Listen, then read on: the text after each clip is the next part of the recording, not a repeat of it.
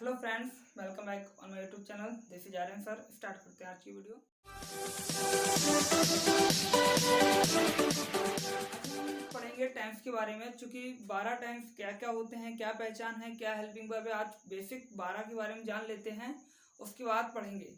देखिएगा, टेंस की जो हिंदी होती है उसका हिंदी होती है काल। टेंस का मतलब क्या होता है? काल। टेंस 3 होते हैं, एक प्रेजेंट और एक पास्ट और एक फ्यूचर। मतलब हम बात जब करते हैं तो तीन में काल में ही करेंगे, या तो प्रेजेंट की बात करेंगे, या पास्ट की करेंगे, या फ्यूचर की करेंगे। मतलब इन 3 टेंस के अलावा कोई चौथा टेंस नहीं होता जिसमें हम बात कर सकें। मतलब या तो हम आज की बात करेंगे मतलब प्रेजेंट टाइम की, या बीते हुए कल की बात करेंगे मतलब पास्ट टाइम की, या आने वाले कल की बात करेंगे मतलब फ्यूचर की। मतलब या तो जो चल रहा है उसके बारे में बात करेंगे, या बीत चुका है उसके बारे में बात करेंगे, या फिर जो आने वाला है, जो होने वाला है उसके बारे में बात करेंगे। तो मतलब टेंस कुल मिला के 3 ही होते हैं, प्रेजेंट, पास्ट, फ्यूचर। तो यहाँ पे लिखे हैं, एक प्रेजेंट होता है, एक पास्ट होता है और एक फ्यूचर होता है। टेंस कौन कौन होते हैं? Present, past, future. अब चूंकि प्रेजेंट के 4 भाग होते हैं, 4 पास्ट के होते हैं और 4 फ्यूचर के होते हैं। मतलब प्रेजेंट का एक इंडेफिनिट होगा, एक कंटिन्यूअस होगा, एक परफेक्ट होगा, एक परफेक्ट कंटिन्यूअस होगा। चूंकि इंडेफिनिट तो टोटल 3 होते हैं। कितने होते हैं? 3। इंडेफिनिट की जो नंबर है टोटल 3 इंडेफिनिट होते हैं, 3 कॉन्टिन्यूअस होते हैं, 3 परफेक्ट होते हैं और 3 परफेक्ट कॉन्टिन्यूअस होते हैं। मतलब एक प्रेजेंट इंडेफिनिट होता है और एक पास्ट इंडेफिनिट होता है और एक फ्यूचर इंडेफिनिट होता है। एक प्रेजेंट कंटिन्यूअस होता है, एक पास्ट कंटिन्यूअस होता है, एक फ्यूचर कंटिन्यूअस होता है। एक प्रेजेंट परफेक्ट, पास्ट परफेक्ट और फ्यूचर परफेक्ट। एक present perfect continuous, past perfect continuous और future perfect continuous. I hope इतना क्लियर हुआ होगा कि टेंस जो होते हैं मेन रूप से 3 होते हैं। प्रेजेंट के indefinite, continuous, perfect, perfect continuous, ऐसे 3 प्रेजेंट के होते हैं, 3 पास्ट के और 3 फ्यूचर के। बस एंड तक इस वीडियो को देखते रहिए। पूरा टेंस आज ही बनाना सीख जाओगे, पूरे 12 टेंस। होता क्या है सेंटेंस में, हमें पहचानना आना चाहिए बस। जो जो होता है मैं आज ही इस वीडियो में पूरा 12 टेंस के बारे में बताएंगे और पूरा क्लियर कर देंगे। आई होप अगर आपने पहले टेंस पढ़े होंगे तो आप इसी वीडियो से क्लियर कर ले जाएंगे टेंस। तो देखिएगा, पहले हम पहचान देख ले रहे हैं। क्या देख ले रहे हैं? पहचान। तो पहचान जो होती है, पहली पहचान अगर हम बात करें टेंस की, तो पहली पहचान होती है कि टेंस बिना एमबी के नहीं बनता। मतलब सबसे बड़ी पहचान तो यही है कि बिना मेन वर्ब के हम किसी भी टेंस को बनाएंगे ही नहीं। मतलब जब तक सेंटेंस में मुख्य क्रिया नहीं होगी, मतलब मेन वर्ब नहीं है तो टेंस नहीं है, अर्थात मेन वर्ब है तभी टेंस बनेगा। तो पहली बात होना चाहिए, जो भी हम बना रहे हैं वाक्य, उसमें क्या होना चाहिए? मेन वर्ब होना चाहिए, एक्शन वर्ब होना चाहिए। जब तक कोई एक्शन वर्ब नहीं होगी तब तक वो टेंस बनेगा नहीं। तो पहली पहचान है कि मुख्य क्रिया होना चाहिए। क्या होना चाहिए? मुख्य क्रिया। अगर सेंटेंस में मुख्य क्रिया है तो वो टेंस बन सकता है। क्या बनेगा वो देख ले रहे हैं। अगर सेंटेंस के लास्ट में मुख्य क्रिया है और हा लिखा है, क्या लिखा है? हा। हा मतलब हा, है, हूं, हो। हा में किसी की भी मात्रा लगी हो, बस लास्ट में ये देख लेना हा लिखा है। तो आप इतना समझ जाना है कि वो प्रेजेंट का है। क्या है? प्रेजेंट का है। अब प्रेजेंट का इन 4 में से कोई एक होगा, पर इतना तो क्लियर हो गया ना कि प्रेजेंट, पास्ट, फ्यूचर में क्या है? प्रेजेंट है। लास्ट में देखा हा है और मुख्य क्रिया है सेंटेंस में, तो ये क्लियर हो जाता है क्या है? कि प्रेजेंट है। अब प्रेजेंट का कौन है वो भी क्लियर हो जाएगा अभी। पास्ट की पहचान नॉर्मली होती है था। क्या होती है? था। अगर सेंटेंस के अंत में था लिखा है, था का मतलब था, थी, थे, और वर्ब लिखी है, तो आप ये क्लियर हो जाएंगे कि ये पास्ट का है। पास्ट का कौन होगा? या तो इंडेफिनिट होगा, या कंटिन्यूअस, या परफेक्ट कंटिन्यूअस। और जो फ्यूचर की पहचान होती है वो होती है गा या फिर होगा। गा या होगा। क्या होती है पहचान? गा या होगा।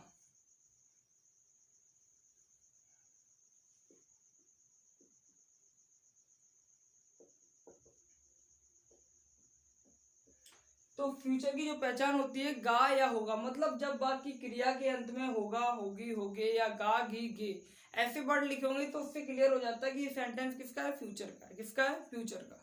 तो ये इतना क्लियर हो जाएगा कि बिना याद की, मतलब पहचान याद करने की आवश्यकता नहीं, बस आप समझ लो कि क्या लगेगी। देखिएगा, वर्ब है तो टेंस है, लास्ट में हा, है, हूं, हो कुछ भी लिखा है, मतलब हा से रिलेटेड अगर खत्म हो रहा है तो ये समझना प्रेजेंट है। और था, थी, थे लिखा है तो पास्ट और होगा या गागी के लिखा है, या होगा, होगी, होगी लिखा है तो ये समझ आना, मतलब लास्ट में होगा या गा लिखा हो तो समझ आना फ्यूचर है। आई होप इतना क्लियर होगा कि प्रेजेंट, पास्ट, फ्यूचर में तो समझ लोगे ना ये किसका है। अब देख ले रहे हैं इंडेफिनिट की पहचान। तो इंडेफिनिट की जो पहचान होती है वो ता होती है। क्या होती है? ता। ता का मतलब ता, ती, ते, मतलब ता में किसी की भी मात्रा लगी हो, बस लास्ट में ता लिखा होना चाहिए, किसी भी क्रिया के अंत में ता लिखा होना चाहिए, तो आप ये समझ जाओगे कि इंडेफिनिट है। कॉन्टिन्यूअस की पहचान जो होती है वो होती है रहा। क्या होती है? रहा। किसी भी क्रिया के अंत में रहा लिखा होगा तो आप समझ जाना कि कंटिन्यूअस है। क्या है? कंटिन्यूअस। परफेक्ट की जो पहचान होती है वो होती है चुका या फिर या भी होता है नॉर्मली। तो जब चुका या लिखा हो तब आप समझ जाना कि परफेक्ट है। और इसमें क्या होता है? इसकी पहचान जो होती है रहा प्लस टाइम। मतलब कंटिन्यूअस और परफेक्ट कंटिन्यूअस में बस इतने अंतर है, इसका केवल रहा पहचान होती है, उसकी रहा के साथ इसमें टाइम भी होता है। मतलब अभी देखो क्लियर हो गई। 12 टेंसों की जो है, जो 12 टेंसेस हैं उन सबकी हमने पहचान लिख दिया है यहाँ पर। देखिएगा कैसे। इंडेफिनिट की ता होती है, कंटिन्यूअस की रहा होती है, परफेक्ट की चुका या लिया, किया, दिया या फिर या। नॉर्मली या लिखा होगा लास्ट में या फिर चुका लिखा होगा, तो ये तो कंडीशन है, तो समझ आना कि परफेक्ट है। चुका का मतलब चुका, चुकी, चुके, मतलब मात्रा किसी की भी हो सकती है। परफेक्ट कंटिन्यूअस में क्या होता है? रहा के साथ कंटिन्यूअस और परफेक्ट कंटिन्यूअस में पहचान सेम होती है, बस इसमें टाइम मेंशन होता है। मतलब इसमें नॉर्मल रहा हुआ है, मैं पढ़ा रहा हूँ, मैं खेल रहा हूँ, मैं सो रहा हूँ, मैं पढ़ रहा हूँ। इसमें मैं 2 बजे से खेल रहा हूँ, मैं सुबह से खेल रहा हूँ, मतलब किसी टाइम के साथ जब कोई काम कर रहा है तब उसमें होता है परफेक्ट कंटिन्यूअस। अब देखिएगा पहचान। देखो कोई पूछे प्रेजेंट इंडेफिनिट की पहचान क्या होती है, तो जिन वाक्यों की क्रियाओं के अंत में क्या क्रिया तो होना चाहिए, ता है, ती है, ते है आदि शब्द है, तो प्रेजेंट इंडेफिनिट का प्रयोग करेंगे। और जिन वाक्यों की क्रियाओं के अंत में ता था, ती थी, ते थे ये शब्द है, तब पास्ट इंडेफिनिट। और जो फ्यूचर इंडेफिनिट की जो पहचान होती है वो नॉर्मली गा होती है। क्या होती है? गा, गी, गे। अब इसकी देख लो कंटिन्यूअस। अगर क्रिया के अंत में रहा है, रही है या फिर रहे हैं, मतलब रहा लिखा है तो कंटिन्यूअस है, और हा के साथ लिखा है तो प्रेजेंट का होगा, और था के साथ लिखा तो पास्ट का होगा, और होगा के साथ लिखा होगा तो किसका होगा? फ्यूचर का। जैसे कि रहा है, रही है, रहे हैं, किसकी पहचान होगी? Present continuous. रहा था, रही थी, रहे थे, किसकी पहचान होगी? Past continuous. रहा होगा, रही होगी, रहे होंगे। मतलब रहा है तो कंटिन्यूअस है, होगा है तो फ्यूचर का है, और था है तो पास्ट का, और हा है तो प्रेजेंट का है। अगर पहचानना आ रहा होगा आपको, जैसे कि चुका लिखा है तो चुका से समझ आना, चुका का मतलब होता है परफेक्ट, या का मतलब भी परफेक्ट होता है। अब चुका के साथ हा लिखा है तो प्रेजेंट का होगा, क्योंकि चुका है, चुकी है, चुके हैं, मतलब लास्ट में हा है तो प्रेजेंट है, और चुका के साथ है तो परफेक्ट होगा। या फिर या है, ई है और ये है, मतलब यहाँ में किसी की भी मात्रा लिखा है और उसके लास्ट में हा लिखा है, मतलब इसके बाद ये सब लिखा तो प्रेजेंट परफेक्ट हुआ। ऐसे होता है पास्ट परफेक्ट की पहचान, कि चुका था, चुकी थी, चुके थे, या था, ये थी, ये थे, मतलब लास्ट में था है उसके चुका है तो प्रेजेंट पर पास्ट परफेक्ट होगा। इसकी होती चुका होगा, चुकी होगी, चुके होंगे, या होगा, ये होगी, ये होंगे आदि शब्द आते हैं। तो आई होप समझ में आ रहा होगा कि लास्ट में होगा लिखा है तो फ्यूचर का है, अगर रहा के साथ होगा लिखा तो फ्यूचर कंटिन्यूअस होगा।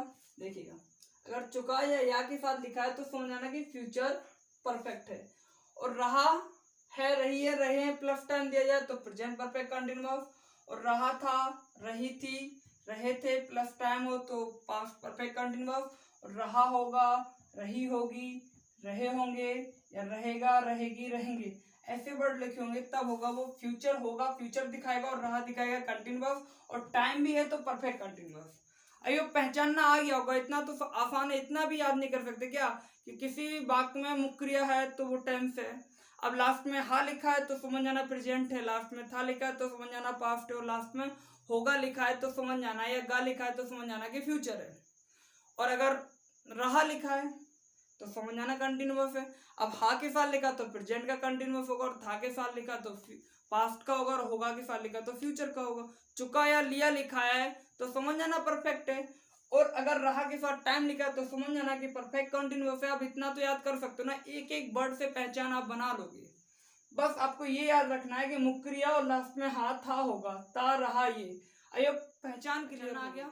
देखिएगा अब पहचान के बाद बाजी आती है किसकी, कि मुख्य क्रिया क्या लगा, चूंकि पहचानना आ गया। अब मुख्य क्रिया और सहायक क्रिया मतलब मेन वर्ब और हेल्पिंग वर्ब की भी आवश्यकता होती है कि लगाए क्या।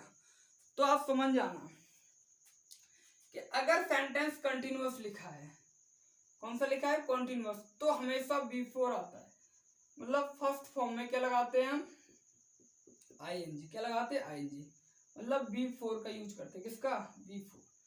परफेक्ट में हमेशा वर्ब की बात करेंगे तो थर्ड फॉर्म लगाएंगे। कौन सी फॉर्म, थर्ड फॉर्म। मतलब थर्ड फॉर्म का मतलब V3, थर्ड फॉर्म का मतलब V3।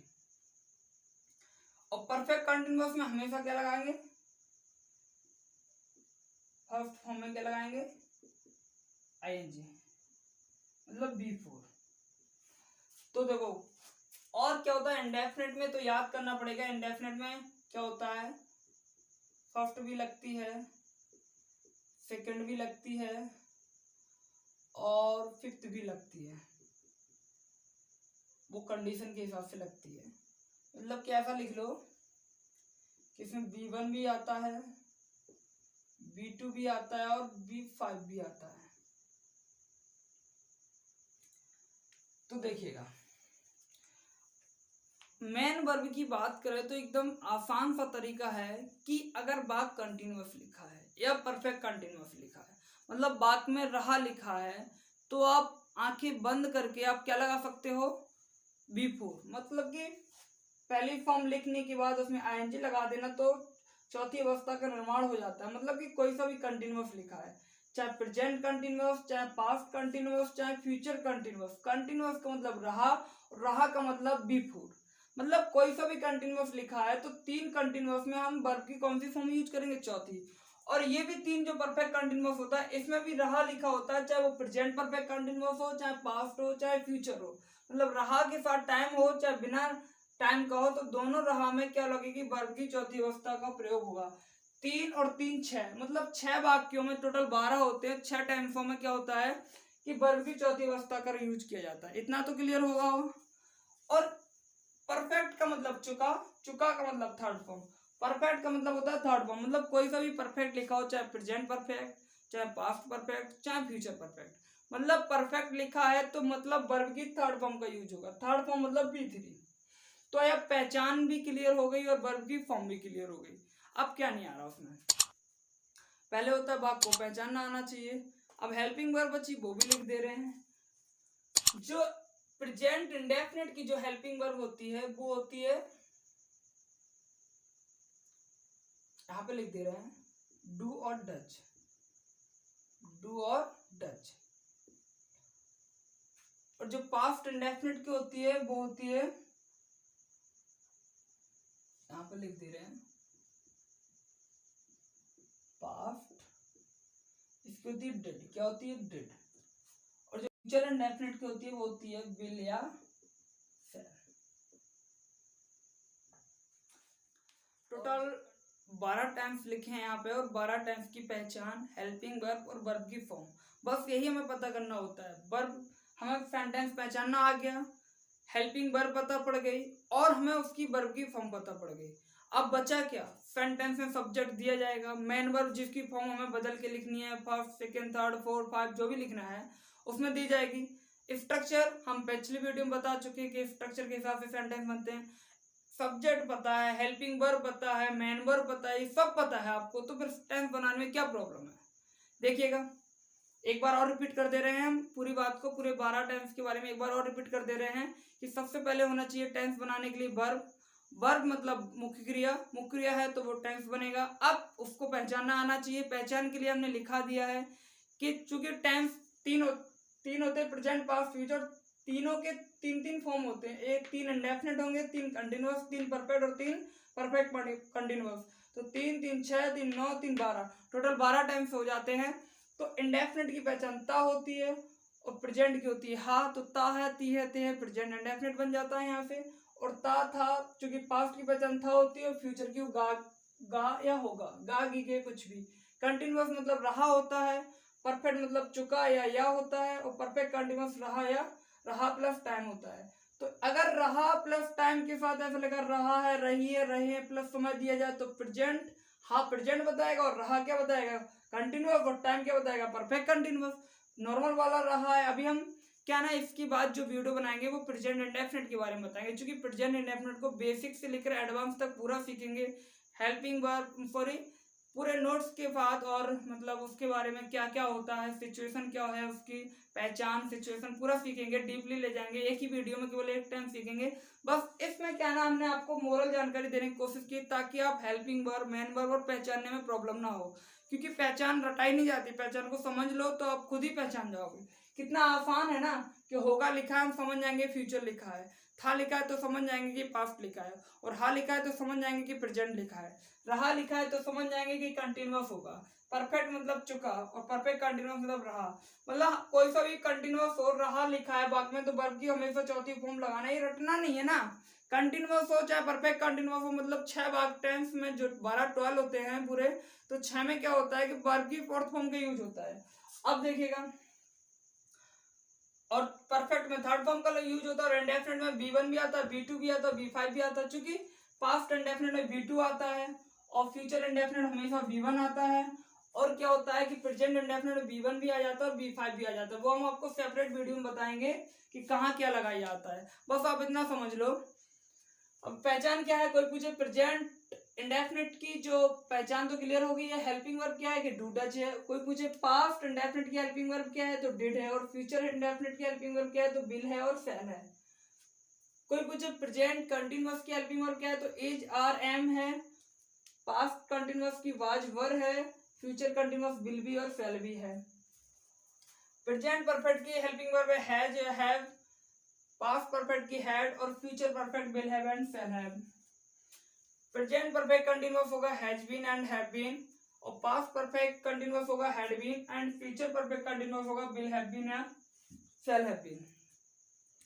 हमने आपको हेल्पिंग वर्ब, पहचान और इसको समझना क्या है, टेंस क्या है, इसके बारे में जानकारी देने की कोशिश की है, और आई होप कि आपको ये टेंस क्लियर हुए होंगे। अगली वीडियो में हम प्रेजेंट इंडेफिनिट के बारे में पढ़ेंगे, बेसिक से लेकर एडवांस तक सीखेंगे क्या होता है प्रेजेंट इंडेफिनिट। बस आप, चूंकि हम उस टेंस में क्या ना कि पहचान, हेल्पिंग वर्ब, इनके ऊपर ज्यादा बात नहीं करेंगे, क्योंकि आप इसी वीडियो में समझ लो कि क्या पहचान होती है और कितने टेंस होते हैं, क्या है, मतलब बेसिक इन्फॉर्मेशन जो है टेंस की इस वीडियो में देने की कोशिश की है।